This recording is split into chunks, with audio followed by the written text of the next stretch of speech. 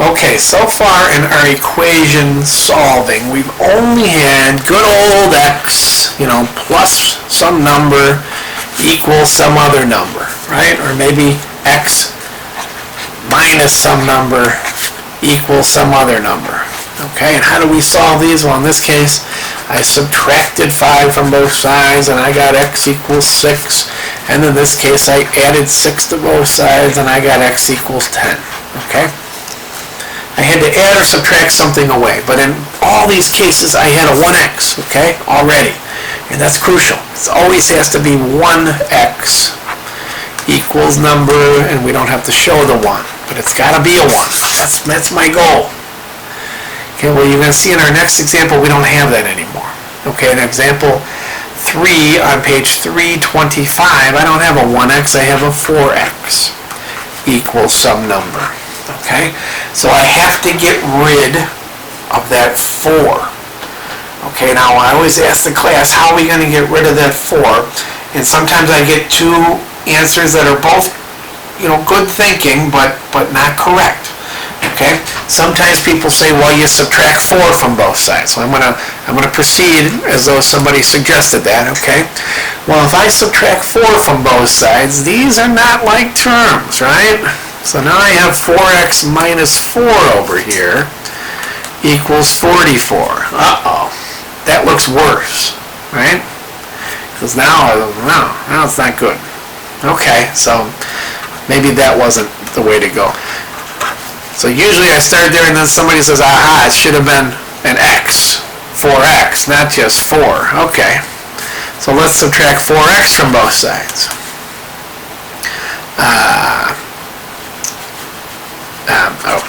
Subtract 4x from both sides. Well, when I do that, now I got nothing over here.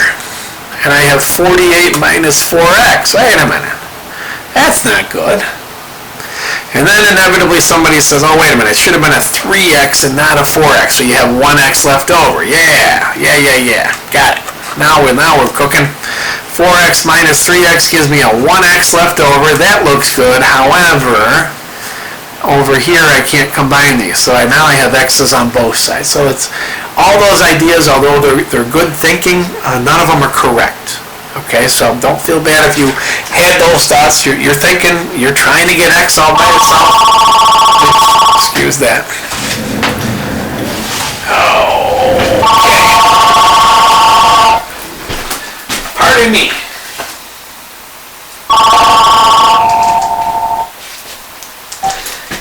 Pardon me. All right.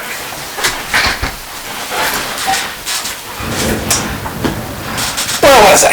I'm trying to get x all by itself. Okay? So let's go back to our problem. 4x equals 48.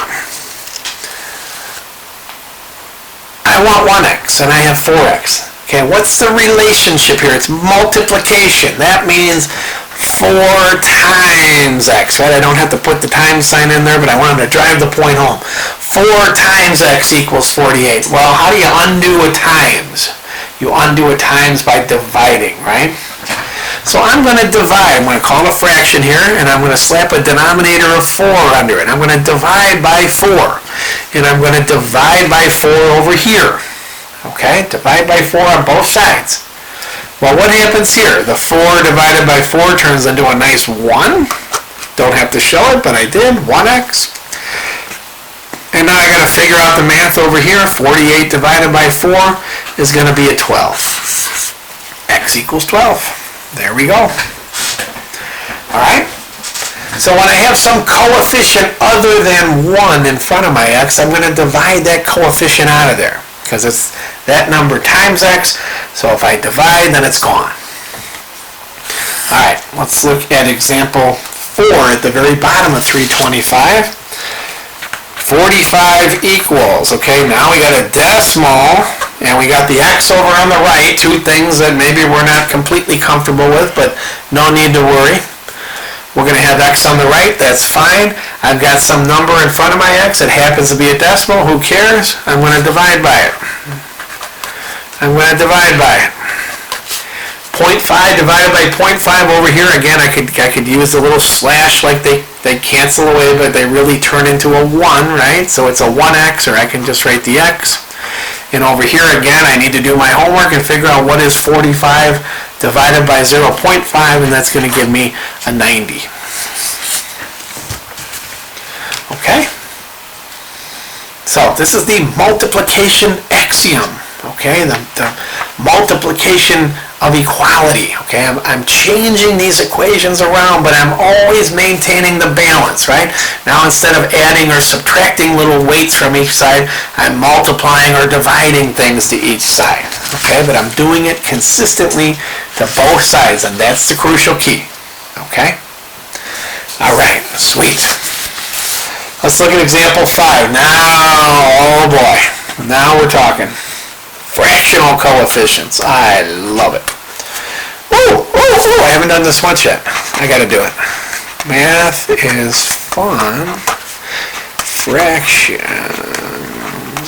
rule. All these videos, I have not done that one time. You're going to miss that once I'm gone. You know that. Once you've had enough of me and moved on. Okay. Fractional coefficient. Whoop, whoop, whoop. Sound the alarm. It sounds like trouble. Well, not really. Okay, it's some number in front of x. Now let's divide by that number. Now this does look goofy, right? I'm just writing it that way to show what we're doing. But boy, that does look goofy. But what does that mean? 1/4 divided by 1/4, right? And we know from our rules of fractions, that's the same thing as saying 1/4 times the old flip-flop, the old reciprocal, 4/1. Okay, and that of course gives me 4/4, which of course equals 1. Okay, so maybe a better way to do this, rather than show those big complicated looking fractions, is let's just multiply by the reciprocal. So multiply by 4/1 instead of dividing by 1/4. It's a little cleaner looking. Okay, now over here I just have the whole number 7 times the fraction, but I'm going to give that a denominator too. Why not? Over here, again, if I show all the steps, I've got a 4/4 times n equals a 28/1, but a 4/4 is just a 1, so I've got 1n equals 28. I can drop the denominator of 1, and again, I don't have to show that 1 in front of the n. It doesn't hurt me, but I don't have to. n equals 28. Okay? How about that? So a fractional coefficient really isn't so bad.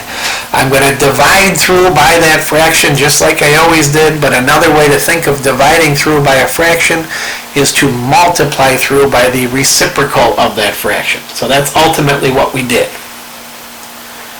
All right, let's check it out. Example 6. Okay, again, just to refresh, I hope everybody's following along in the book. That's, you know, I follow the book right along, so that would be ideal if you have your book sitting here. All right, example 6. Solve the equation. Negative n equals 25. Again, this is one of those equations that throws people for a loop. Some people skip a problem like this on the test, and it just boggles my mind because it's so easy. The opposite of n is 25. So what's n? Well, n's got to just be negative 25, right?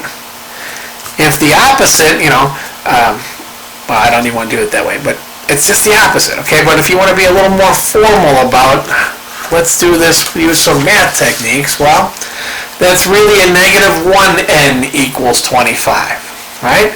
So what do? I divide by that number. Divide by negative 1 on both sides. Negative 1 divided by negative 1 gives me positive 1n. 25 divided by negative 1 gives me negative 25. And there we have it. N equals negative 25. Okay? All right. Example 7 just does something we already did once, and I said we're not going to really take the time too much to do it in class, and that's check our answers. Always encourage you to do it. 4x equals 48. We solved that in a previous problem. And we said, let's divide by 4. Let's divide by 4, and we'll get x equals 12. Okay? I think we did it in a previous problem. But now we can check it. 4 times x, which I have now calculated to be 12, better equal 48 or something's up. Okay, and I'm looking just for a match here. The 48 is irrelevant. As long as they're the same, the answer is 12. Okay, so example 7 on 327 just does that check process. Okay, we had already run through an example of doing the check process. Typically speaking, we won't take the time to do it in class, but I always encourage you to do it, on your own and homework, and certainly on exams, I would encourage it. Okay. All right, we got to trick it up now. This is, we gotta pick up the pace here and trick things up a little bit and get these equations to be a little more complicated. So let's do that, shall we? Let's look at example 8 on page 327.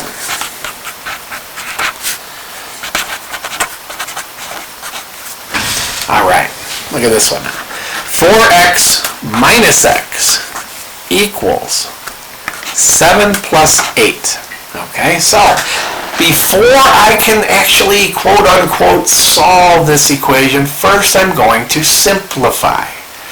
And I'm going to simplify by combining like terms, okay? Ignore the equal sign for a minute. Don't cross over the equal sign, but it's still there, but just ignore it for a minute. Forget about the fact that this is an equation, and I have a left side and a right side that I can simplify. A 4x minus a 1x is going to be a 3x. Equals a 7 plus 8 is going to be a 15. Okay, so now I've simplified. Now I can truly solve. I've got some number times x equals some other number. I undo that by dividing both sides by 3. And I'm going to get x equals 5. Okay? First I simplified, and then I solved. I hope everybody's good with that one. Okay? All good. Simplify, solve. Alright, example 9 tricks it up even more. Okay? And you'll see, as we go through this chapter, we're just going to get more and more and more messy looking problems, but the same basic techniques apply every time. It's just a little more work to solve it. Alright, here we go. Now we have an example where we've got both things that we've discussed here lately. I've got plus or minus some number, and I don't have a 1x. I've got times something. Okay? The way we want to solve these problems is, and we really do have the choice on which one we could do first, okay?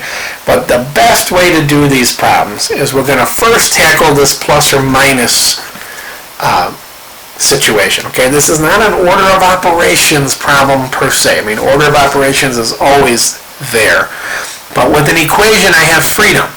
It's a balance, right? If I want to add stuff to both sides, subtract things from both sides, multiply things from both sides, divide things, I can do all those things. And there's no order in which I must do them, because it's just going to be a balance. Every time it'll still be balanced as long as I do it to both sides. So now I'm looking for which one's going to be the easiest. And in this case, if we get rid of the 4 first, that's going to be a little easier for us. So we're going to subtract 4 from both sides.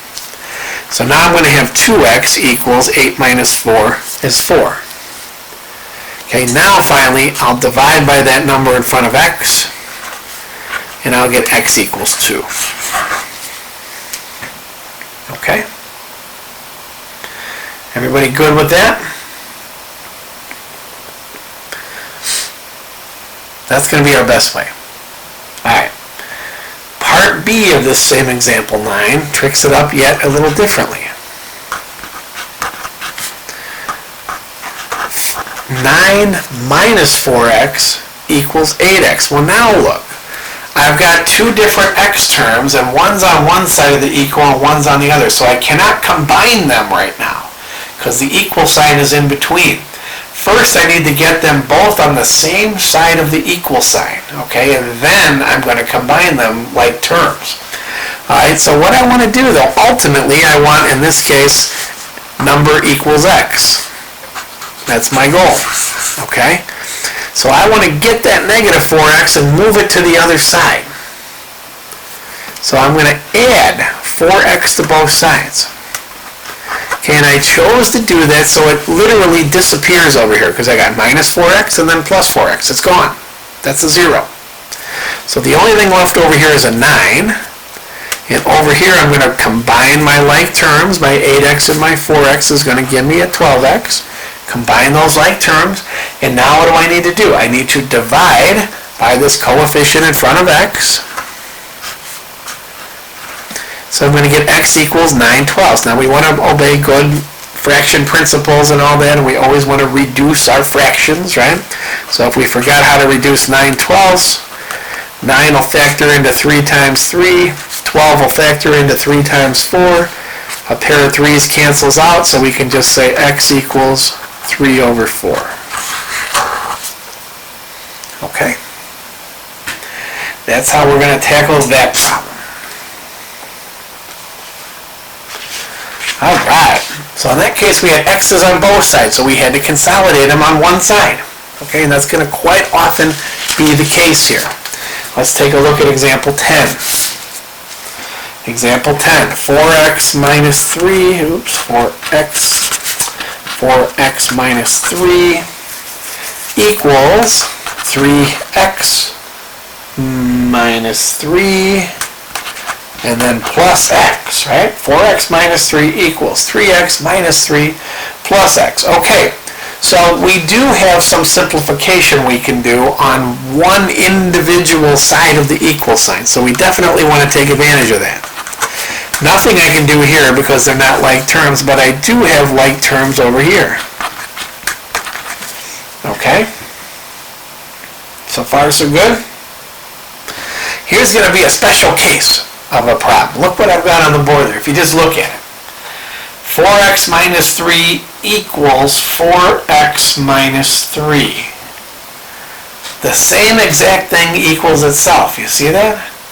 Now we're looking for the value of x that makes this a true statement, but these two things are identical. I could put x equals 1 in there and they would still be identical. I could put x equals negative a million in there and they would still be identical. I could put x equals 0 in there and they would still be identical, right? No matter what, they're always going to be the same. Okay, this is a special case, but if I go ahead and keep solving, I'm going to put all my x's on one side, so I'm going to subtract away the 4x. I'm going to subtract away the 4x, okay? And on both sides of my equal sign, the x's all just disappeared. And the only thing left on the board is that. Negative 3 equals negative 3. That's it.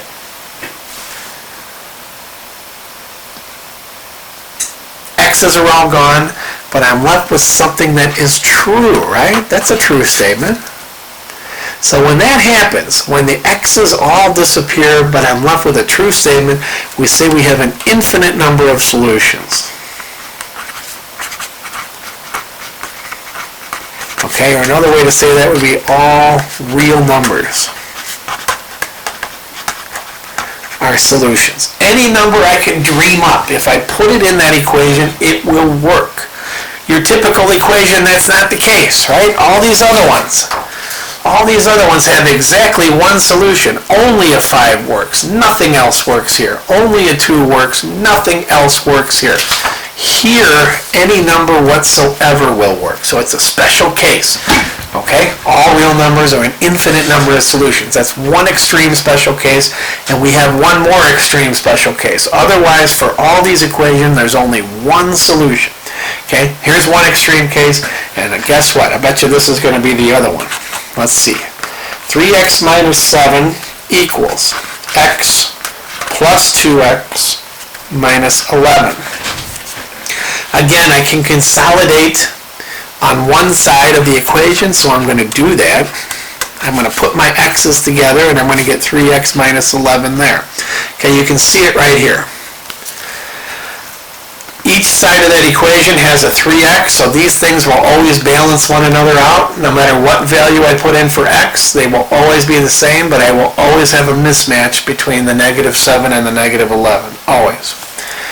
If I go ahead and finish my procedure, let me get my x's out of here and put them all on one side. And all of a sudden the x's all disappear. But in this case, I'm left with a false statement. Okay, so if that happens, we say there is no solution. Okay, no solution. The mathematical way to represent no solution is by something called the empty set. Okay, which is like a zero with a slash through it. Okay, now I know some people make their regular zeros like that, and I'm not a stickler about it, but you could get a math professor one day who says, that's not a zero. That's an empty set, and there's a difference. There's a big difference. Empty set means there's nothing. Zero just means it's the number zero, which is a number right in the middle of the number line. It's a perfectly good number. Empty set means there's no number whatsoever that will work. Okay? All right, we will continue tricking up our equations here and solving more with the next video.